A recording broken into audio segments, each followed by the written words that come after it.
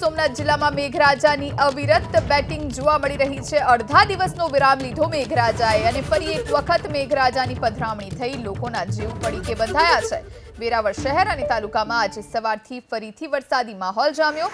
વેરાવળ શહેરમાં 2 કલાકમાં 3.5 ઇંચ વરસાદ વરસી ગયો, જેના કારણે નીચાણવાળા વિસ્તારો જળમગ્ન થઈ ગયા છે, પાણી ભરાઈ ગયા છે।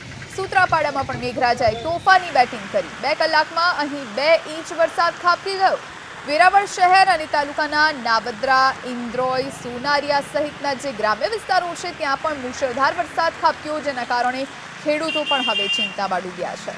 આ તરફ સોમનાથ મહાદેવ મંદિર વિસ્તારમાં આજે ધોધમાર વરસાદ વરસ્યો।